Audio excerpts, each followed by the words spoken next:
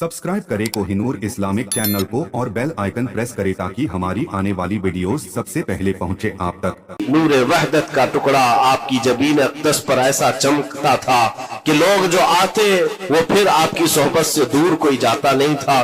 दिल्ली में जहां आप आए ये एक अजीब इत्तेफाक है। उस वक्त खांडे राव एक बड़ा राजा था, उसका किला था, उसके सामने ही आपने पड़ाव डाल लिया। सरकार गरीब नवाज रज़ियल्लाहु तआला अन्हु की ये दास्तान, ये तारीख, वहां पर आपने अपना पड़ाव डाल लिया। और इन बुत परस्तों के लिए बड़ा पेचीदा मसला था कि एक दुर्वेश आया है। एक बात मैं आपको बताऊं, ये जो तासुब आज फैला हुआ, ये जहर फैला हुआ, ये आज का नहीं है, ये बाप दादाओं के पुश्त में भी इनके मौजूद रहा है। इस्लाम और मुसलमानों के खिलाफ जहर मुशरिकीन के दिलों में ये बहुत पुरानी चीज है, नई नहीं है, बहुत पुरानी चीज है। तासुब दिलों के अंदर कुढ़न रखना और कभी एक्सेप्ट ना करना, ये सरकार गरीब नवाज जिस दिन हिंद में कदम रख रहे उसी दिन से आपने इसको फेस किया है, उसी दिन से आपने इसको देखा है। और वहां पर खांडे राव की जमात ने बहुत कोशिशें की कि ये दिल्ली में दाखिल हुआ, यहीं से इनको खत्म कर दिया जाए, निकाल दिया जाए। लेकिन अजीब इत्तेफाक ये है कि ये जो जमात आई थी सरकार गरीब नवाज के साथ, न इनके हाथों में तलवार है, न भाले हैं, न चाकू है, न छुरी है, ये तो गुदड़ियां पहनी हुई दुर्वेशों की जमात थी। गुदड़ियां पहनी हुई दुर्वेशों की जमात जो झोले में सूखी रोटी रखते थे और पानी में भिगोकर खा लिया करते थे। इनके पास न कोई हथियार है, न कोई सामान है, हर सामान जंग है। इनको निकाला जाए तो किस बात से निकाला जाए, हिम्मत भी ना होती थी। यहां तक कि जो आपको वहां से जाने की बात करने के लिए आता था, थोड़ी देर महफिल में बैठता और खड़ा रहता और कलमा पढ़कर फिर मुशर्रफ इस्लाम हो जाता। दिल्ली के अंदर एक दिन के अंदर 1000 लोग इस्लाम में दाखिल हुए थे। सरकार गरीब नवाज रज़ियल्लाहु तआला अन्हु ने तलवार से इस्लाम में दाखिल नहीं किया है, ना ही किसी को डरा धमका करके। वो सूखी रोटी खाने वाले किस बात से डराते लोगों को? उनके पास कौन सा एटम बम था? यहाँ मौजूद जो राजे महाराजे थे उनके पास फौज भी थे, हाथी भी थे, घोड़े भी थे, सब कुछ था। लेकिन आने वाला मर्द कलंदर क्या लेकर के आया था, तारीख में बताया जाता है ये वो जमाना था जब शिहाबुद्दीन गौरी हिंद के ऊपर हमले करके यहाँ पर आने की कई मर्तबा कोशिश किया। ये अफगान का बादशाह था शिहाबुद्दीन गौरी, जब हिंदुस्तान पर कई मर्तबा हमले करके नाकाम लौट रहा था, बीच रास्ते में इन फकीरों की जमात से बादशाह की जमात की मुलाकात हो गई। सिपाही जा रहे थे शिकस्त खाकर और ये दुर्वेशों का काफिला इधर आ रहा था। देखा पहचानी सी सूरतें लगती हैं।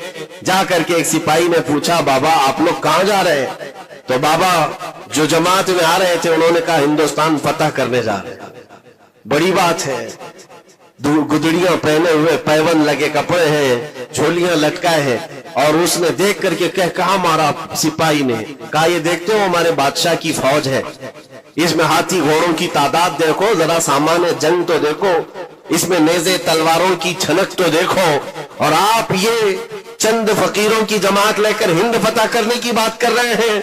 तब सरकार गरीब नवाज के कानों में आवाज आई तो आपने कहा उससे कह दो फर्क यही है, तुम जब लड़ने के लिए जाते हो तो यही हाथी घोड़े और तलवारों के भरोसे जाते हो, मोइनुद्दीन सिर्फ अल्लाह उसके रसूल के भरोसे जा रहा है।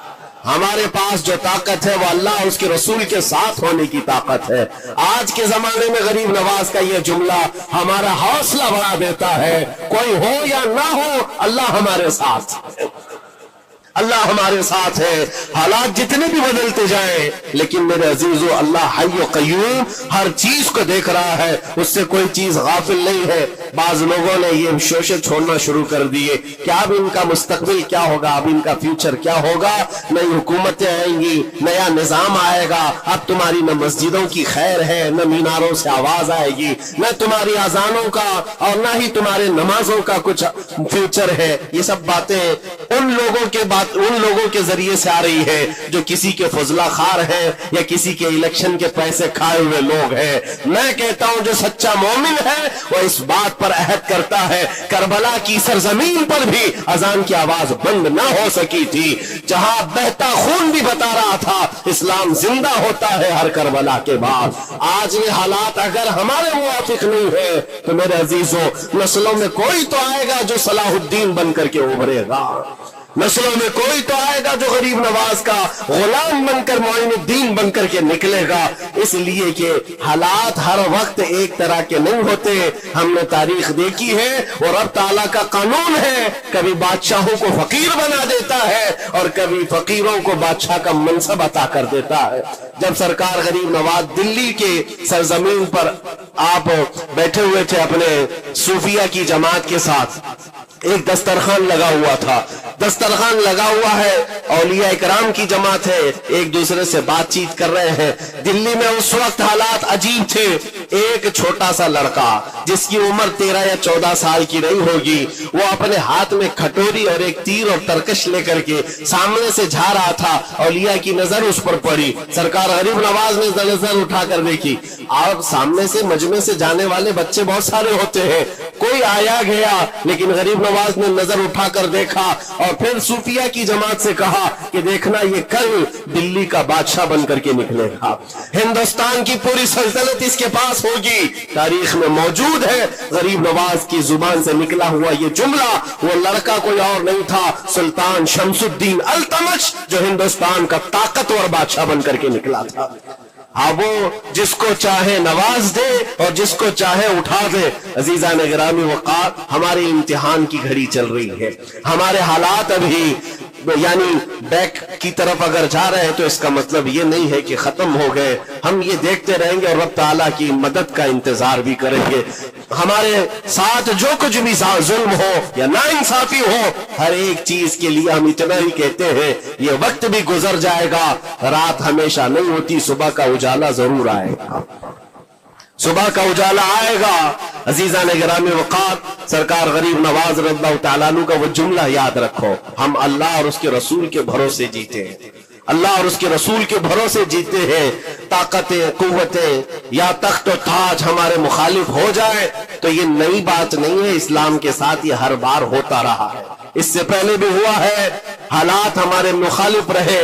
औलिया कामिलीन की जमातें देखिए, अहले बैत अथार, रसूलुल्लाह की आल, इतने में आपको शहादत के वाकयात अगर बता दूं, आपको तो सिर्फ एक करबला मालूम होगा, एक करबला सुना होगा कसरत से, लेकिन जानते हो रसूलुल्लाह की आल में से कई ऐसे साहबजादे हैं जिनको जेलों में एक एक साल नहीं 7 साल 8 साल तक बंद रखा गया।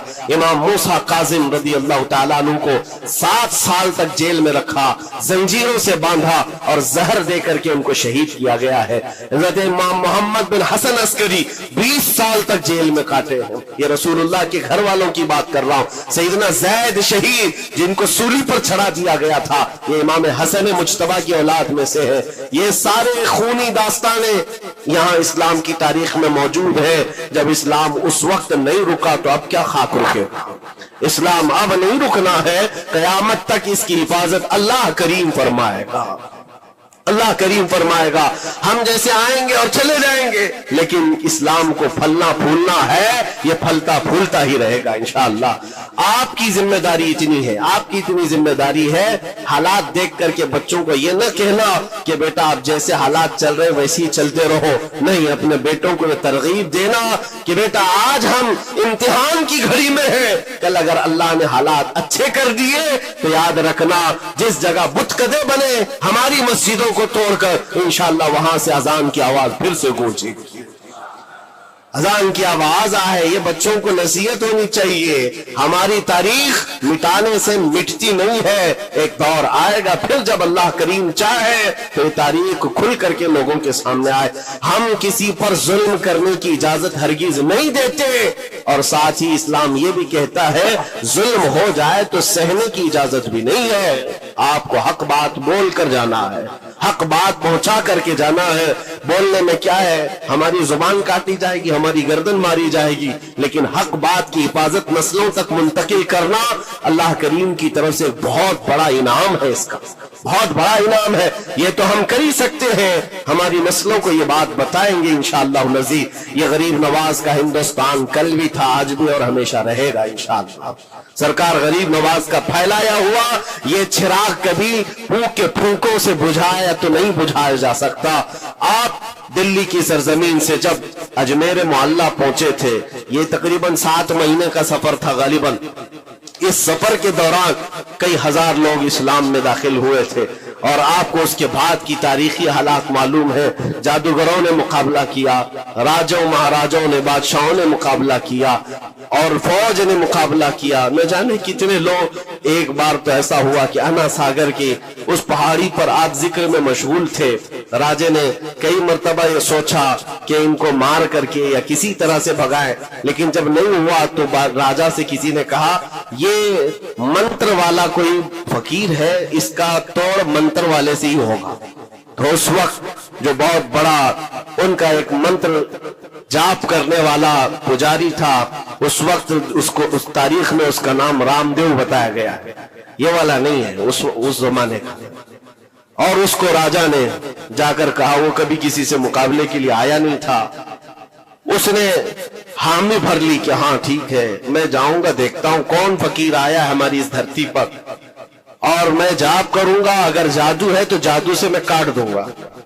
اس نے تقریباً اپنے ساتھ 400 یا 500 پجاریوں کو لیا، اور جب وہ آیا تو سرکار غریب نواز کے ساتھ 2 ہی خادم تھے، آپ کے ساتھ صرف 2 خادم بیٹھے ہوئے تھے۔ کہا کہ حضور بہت بڑا مسئلہ ہے، پجاریوں کا جادو ہم پر حملہ آور ہے، ان کا جادوگر حملہ آور ہے، اور مقابلے کے لیے وہ لوگ میدان کے قریب آ چکے، پہاڑ کے نیچے ہیں، آپ اپنے چلہ گاہ سے اٹھتے ہیں جہاں پر آپ عبادت کر رہے تھے۔ کہا ٹھیک ہے ہم جاتے ہیں، اور اس کے بعد سرکار غریب نواز نے کہلا بھیجا اپنے خادم سے، کہو کہ وہ اپنا منتر پڑھے، ہم اپنا منتر پڑھیں، وہ اپنا منتر پڑھیں جو بھی ان کے جادو کا ہے۔ اب جب وہ پنڈت نے، پجاری نے دیکھے بغیر اپنے سارے پجاریوں سے کہا کہ جیسے ہی وہ درویش آئے گا، وہ فقیر آئے گا، ہمارا یہ منتر ہے، یہ پڑھنا، وہ آگ میں بھسم ہو جائے گا، دنیا دیکھے گی۔ سبوں نے کہا ٹھیک ہے، لیکن ابھی کسی نے دیکھا نہیں تھا، لیکن جیسے ہی وہ اپنی جھوپڑی سے یہ مرد قلندر جلوہ رسول لے کر کے نکلا تھا، جمال رسول لے کر نکلا تھا، بیٹا ہے کس کا؟ حسن و حسین کا بیٹا ہے، فاطمہ زہرا کا بیٹا ہے۔ جیسے ہی باہر آئے، وہ منتر جو سکھایا گیا تھا سب کے قریب قریب آئے، 400 لوگوں نے وہ غریب نواز کی پیشانی کو دیکھ کر منتر پڑھنا شروع کیا، اور منتر کیا تھا؟ ان کی زبان سے لا الہ الا اللہ، لا الہ الا اللہ، لا الہ الا اللہ۔ لوگوں نے کہا یہ ادھر کیسے آ گیا کلمہ؟ اور جا کر اس رام دیو سے کہا گیا، اس نے کہا کہ یہ 400 کے 400 لوگ تو کوئی اور ہی کلمہ پڑھ رہے ہیں، کوئی اور ہی کلمہ پڑھ رہے ہیں۔ وہ اتر کر کے آیا ہاتھی کے کجاوے سے نیچے، اور سرکار غریب نواز کو دیکھا تو اس نے کہا یہ جھوٹ نہیں کہہ رہے، میں بھی وہی پڑھتا ہوں جو یہ پڑھ رہے ہیں۔ آپ کو تاریخ میں پتا ہو کہ اس کا نام سرکار غریب نواز نے شادی دیو رکھا اور اپنے مریدین میں شامل فرمایا، اور زندگی بھر سرکار غریب نواز کے خلفاء میں اور آپ کے خادموں میں شامل رہا۔ یہ تلوار سے اور چاقو بھالے نیزے سے نہیں کیا گیا تھا، وہ نور مصطفیٰ کی جلوہ گری تھی۔ جہاں نظر اٹھایا وہاں کے دلوں کی کالک کو دور کر کے ان کے دلوں کو بھی روشن فرما دیا تھا۔